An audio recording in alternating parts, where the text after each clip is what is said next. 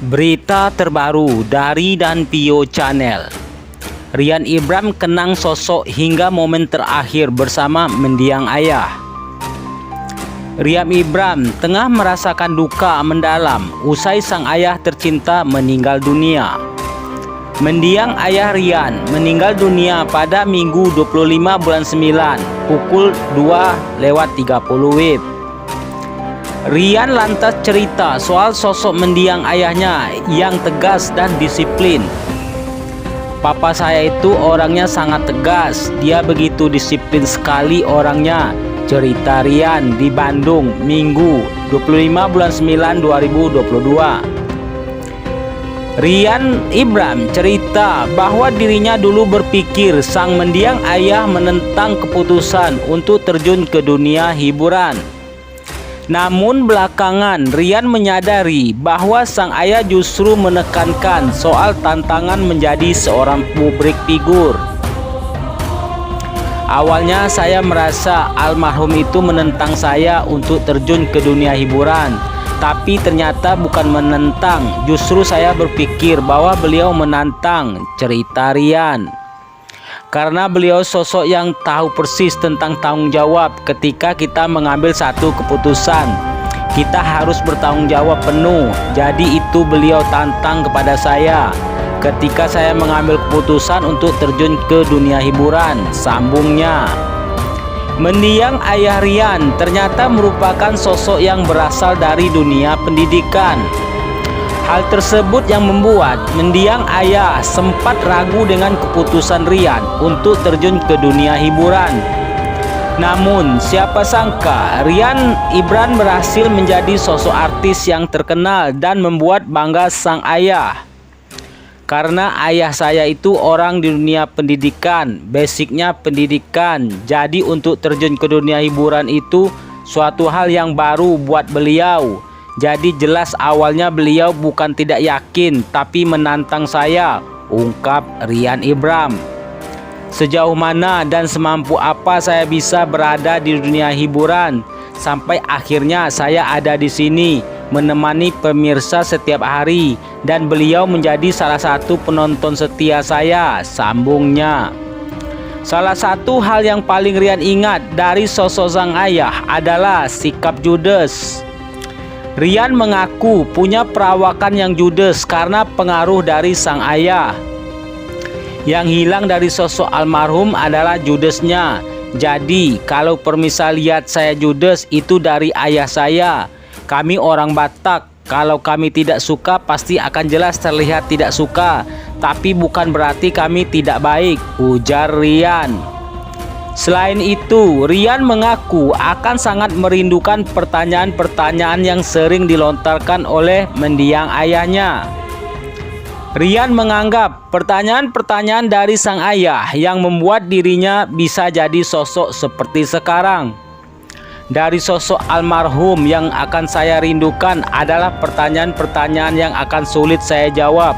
Karena orangnya itu begitu straight to the point. Dia orangnya berpikir jangka panjang. Dia selalu menantang saya. Lalu mau apa lagi? Lalu kemudian mau apa lagi? Kata Rian. Itu yang pasti akan saya rindukan. Karena pada akhirnya dari sosok beliau juga saya bisa sampai seperti sekarang. Bisa menjawab setiap tantangan untuk kedepannya mau seperti apa. Saya punya rencana apa. Secara tidak langsung beliau yang mengajari itu semua. Bahwa semua harus dipikirkan matang-matang dan harus bertanggung jawab penuh atas semua keputusan. Lanjutnya, Rian Ibram pun mengenang cerita baru bisa bertemu dengan sang ayah saat berusia 4 tahun. Rupanya mendiang ayah Rian dulu kuliah dan bekerja di Jepang sehingga jauh dari keluarga. Saya itu baru ketemu papa mungkin di umur 4 tahun ya, karena beliau dulu kuliah dan kerja di Jepang. Jadi 4 tahun pertama saya besar tanpa sosok ayah, cerita Rian. Rian lantas mengenang momen ketika memanggil tukang ojek dengan panggilan papa, lantaran belum bertemu dengan sang ayah sejak kecil.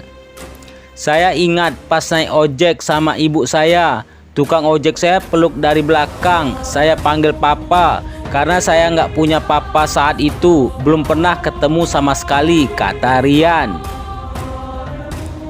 Rian merasa terkejut dan canggung saat pertama kali bertemu dengan sang ayah. Rian juga cerita bahwa sang ayah memang bukan tipe orang yang menunjukkan kasih sayang dengan cara biasa.